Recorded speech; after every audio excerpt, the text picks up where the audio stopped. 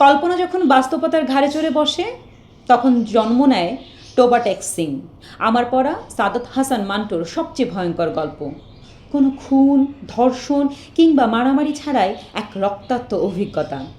দেশভাগের পরে সিদ্ধান্ত হলো ভারত ও পাকিস্তান নিজেদের পাগলও ভাগাভাগি করে নেবে।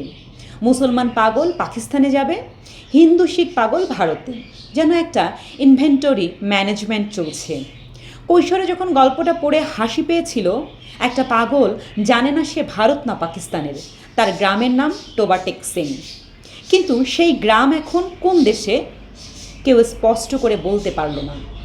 পাগলখানায় লোকেরা আলোচনা করছে, কেউ বলছে পাকিস্তান, কেউ বলছে ভারত, কেউ বলছে দুটোই, কেউ বলছে কোনোটাই না। আজ এত বছর পরে বুঝতে পারি বিসম সিং না, আসলে পাগল ছিল এই উপমহাদেশ। দেশভাগের প্রধানতম ট্র্যাজেডি মানুষের মৃত্যু না, মানুষ তো যুদ্ধেও মরে, দুর্ভিক্ষেও মরে। আসল ট্র্যাজেডি হলো মানুষকে এমন অবস্থায় ফেলে দেওয়া যেখানে সে জানে না সে কে, কোথায় তার জায়গা, কোন মাটিতে দাঁড়ালে তাকে বৈধ ধরা হবে। বিসম সিংয়ের ছিল অস্তিত্বের সংকট। সে জানতে চেয়েছিল তার গ্রাম টোবা টেক সিং কোথায়, ভারত না পাকিস্তানে। কেউ উত্তর দিতে পারেনি। মজার ব্যাপার হলো পাগলটা প্রশ্ন করেছিল, সুস্থ লোকেরা উত্তর দিতে পারছিল না। শূন্যরেখায় দাঁড়িয়ে আছে সে, তারপর মরে যায়। না ভারত না পাকিস্তান, দেশহীন একটা শরীর। 2026 সালেও ভারত বাংলাদেশ সীমান্ত থেকে একই প্রশ্ন ভেসে আসে, এরা কারা, কোথায় যাবে, কোন দেশ তাদের নেবে? গত কয়েক সপ্তাহে বাংলাদেশ ভারত পাকিস্তানের যে পুশ ইন পুশ ব্যাক নাটক চলছে, তার টোবা টেক সিংয়ের নতুন সংস্করণ ছাড়া আর কিছুই নয়। সীমান্তে শূন্যরেখায় মানুষ বসে আছে, নারী আছে, শিশু আছে, বৃদ্ধ আছে। তারা রোদে পুড়ছে, অপেক্ষা করছে। কাগজপত্রের বিচার চলছে, নাগরিকত্বের ফরেন্সিক পরীক্ষা চলছে। সেসব প্রক্রিয়া শেষ হলে তবেই ফয়সালা। অথচ তাদের ক্ষুধা লাগছে এখনই, পানি লাগছে এখনই, ঘুম পাচ্ছে এখনই। আমি কয়েকটা রিপোর্ট পড়েছিলাম, কোথাও 11 জন সীমান্তে আটকা আছে, কোথাও 28 জন, কোথাও 88 জন। পুরুষ, নারী, শিশু শূন্যরেখায় পড়ে আছে। দুই দেশের বৈঠক হচ্ছে, পতাকা বৈঠক, কমান্ডা বৈঠক, মহাপরিচালক পর্যায়ের বৈঠক। সবাই কথা বলছে, শুধু যাদের নিয়ে কথা বলা হচ্ছে তাদের কথা কেউ শুনছে না। দুই দেশের সীমান্তরক্ষীরা নিজেদের অবস্থানে দাঁড়িয়ে আছে, মাঝখানে মানুষ, ঠিক মান্টোর গল্পের মতো। বাংলাদেশ অভিযোগ করছে যাচাই বাচাই ছাড়া মানুষ পাঠানো হচ্ছে। ভারত বলছে তারা নিজেদের আইন অনুযায়ী অবৈধ অবস্থানকারীদের ফেরত পাঠাচ্ছে। বৈঠক হচ্ছে, যৌথ বিবৃতি হচ্ছে, কূটনৈতিক ভাষার ব্যবহার হচ্ছে, সমাধান হচ্ছে না। শূন্যরেখায় বসে থাকা মানুষের কাছে এইসব বৈঠক কিংবা বিবৃতির ভাষাগত পার্থক্যের কোনো মূল্য নেই। সে শুধু জানে দুই দেশই তাদের নিজের বলে মানতে চাইছে না। আপনি যদি মন্ত্রী হন, সবাই জানতে চাইবে আপনি কে। যদি একজন এমপি হন, মানুষ জানতে চাইবে আপনি কে। কিন্তু যদি একজন সীমান্তে আটকে থাকা মানুষ হন, কেউ জানতে চাইবে না আপনি কে। তখন প্রশ্ন উঠবে, আপনি কার, কার লোক, কার নাগরিক, কার দায়? মান্টো এই প্রশ্নটাই ধরেছিল। বিসম সিংকে কেউ মানুষ হিসেবে দেখেনি, দেখেছে প্রশাসনিক সমস্যা হিসেবে। আজও তাই হচ্ছে।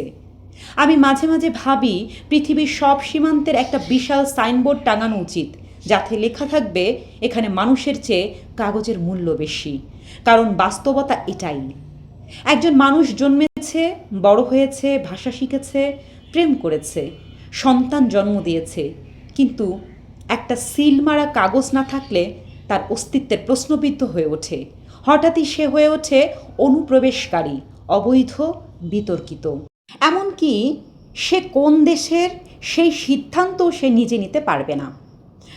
তার হয়ে সিদ্ধান্ত নেবে অফিস, ফাইল, ডাটাবেস, বায়োমেট্রিক এবং সশস্ত্র লোকজন। টোবা টেক সিংয়ের শেষ দৃশ্যটা মনে আছে?